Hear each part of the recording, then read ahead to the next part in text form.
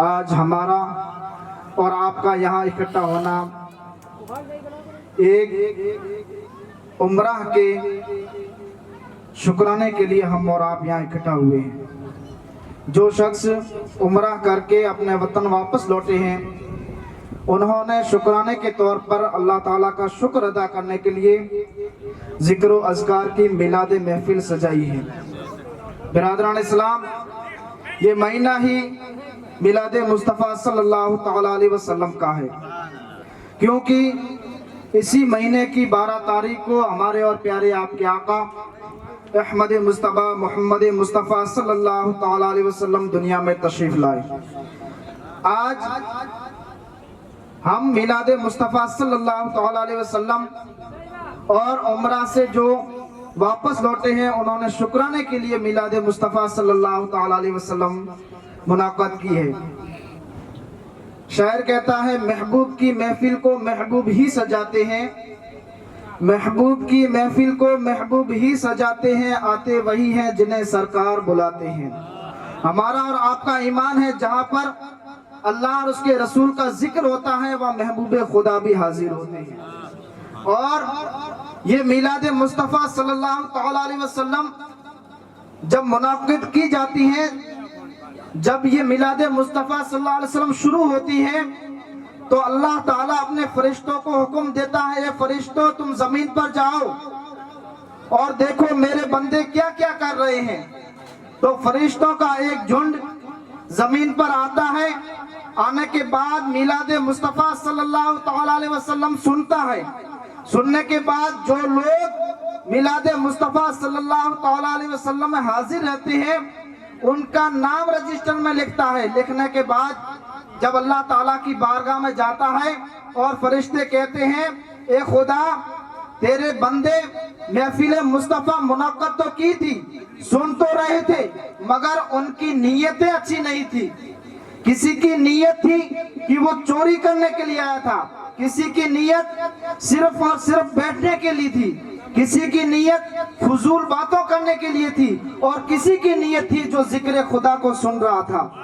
جب اللہ تعالیٰ کے سامنے فرشتے یہ بات کہتے ہیں تو اللہ تعالیٰ فرماتا ہے، اے فرشتوں تم گواہ ہو جاؤ، جو بھی میرے رسول کی محفل میں جس نیت سے بھی آیا ہے اس کو میں نے بخش دیا۔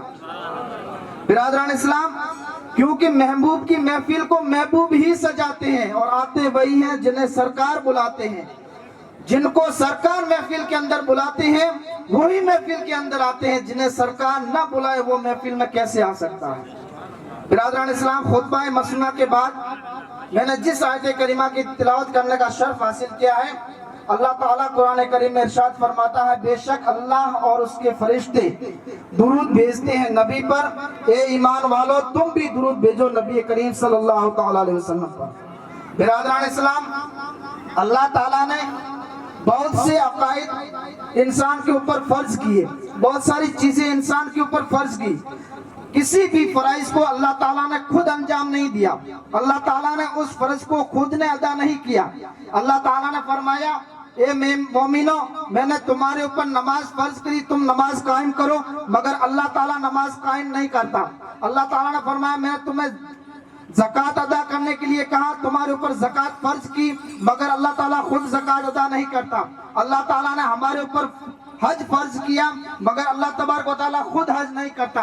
برادران اسلام، مگر اللہ تعالیٰ نے ایک ایسی عبادت نازل کی جس کے بارے میں اللہ تعالیٰ فرماتا ہے، اللہ تعالیٰ فرماتا ہے، اے مومنو تم درود بھیجو نبی کریم صلی اللہ علیہ وسلم پر، کیونکہ میں اور فرشتے بھی درود بھیجتے ہیں نبی پر، اس لیے تم بھی درود بھیجو نبی پر۔ برادران اسلام، اللہ تعالیٰ نے ایک ایسی عبادت نازل کی جس کے لیے خود بھی کرتا ہے اور اپنے بندوں کو بھی کرنے کے لیے حکم دیتا ہے۔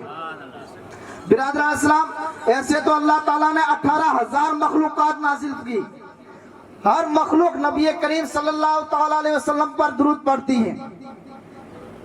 شہد کی مکھی، نبی کریم صلی اللہ تعالیٰ علیہ وسلم نے شہد کی مکھی سے پوچھا، اے شہد کی مکھی تو شہد کیسے بناتی ہے؟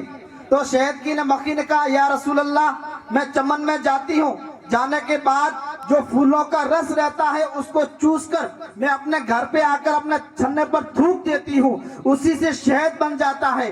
تو آقا کریم صلی اللہ تعالیٰ علیہ وسلم نے ارشاد فرمایا، اے شہد کی مکھی، تجھے معلوم ہے جو پھولوں کا رس رہتا ہے وہ تو کھٹا رہتا ہے، مگر تیرے شہد میں مٹھاس کہاں سے آ جاتی ہے؟ تو شہد کی مکھی نے کیا ہی خوبصورت جواب دیا۔ شہد کی مکھی نے کہا، اے آقا کریم، جہاں سے میں رس چوس کر گھر تک جاتی ہوں، جتنا میرا راستہ رہتا ہے میں آپ پر درود پاک پڑھتی ہوئی جاتی ہوں، اسی سے میرے شہد میں مٹھاس پیدا ہو جاتی ہے۔ برادران اسلام، ہر مخلوق، اللہ تعالیٰ نے جتنی بھی مخلوقات پیدا کی سب کی سب نبی کریم صلی اللہ تعالیٰ علیہ وسلم پر درود پاک پڑھتی ہے، کوئی بھی ایسی چیز نہیں اور درود پاک پڑھتی ہے۔ اللہ تعالیٰ نے، نبی کریم صلی اللہ علیہ وسلم نے ارشاد فرمایا، جو شخص مجھ پر درود پاک پڑھتا ہے اس کی درود پاک میں سنتا ہوں، اور جو پڑھنے والا ہے اس کو میں جانتا بھی ہوں اور اس کے باپ کو بھی میں جانتا ہوں۔ برادر اسلام، کتنی بڑی عبادت ہے درود پاک۔ نبی کریم صلی اللہ علیہ وسلم نے فرمایا، جو درود پاک پڑھتا ہے اس کو بھی میں جانتا ہوں، اس کے باپ کو بھی میں جانتا ہوں، اس کے خاندان کو بھی میں جانتا ہوں۔ برادران اسلام، ایک مرتبہ نبی کریم صلی اللہ علیہ وسلم کہیں جنگل میں جا رہے تھے۔ حضرت علی سے روایت ہے، حضرت علی رضی اللہ تعالیٰ عنہ فرماتے ہیں کہ میں اور نبی کریم صلی اللہ تعالیٰ علیہ وسلم کہیں جنگل میں جا رہے تھے، جاتے جاتے ایک پہاڑوں کا گھنا جنگل تھا جہاں پر چاروں طرف پہاڑ ہی پہاڑ تھے۔ نبی کریم صلی اللہ علیہ وسلم اس پہاڑوں کے بیچ میں سے گزر رہے تھے تو ایک آواز آئی، الصلاۃ والسلام علیک یا رسول اللہ۔ حضرت علی نے چاروں طرف دیکھا، آواز تو آ رہی ہے مگر آواز دینے والا کوئی نظر نہیں آ رہا ہے، مگر حضرت علی کی پوچھنے کی حیثیت نہ ہوئی۔ پھر تھوڑی دیر کے بعد وہی آواز آئی، الصلاۃ والسلام علیک یا رسول اللہ۔ پھر حضرت علی نے چاروں طرف دیکھا، مگر آواز تو آ رہی ہے مگر آواز دینے والا کوئی نظر نہیں آ رہا ہے۔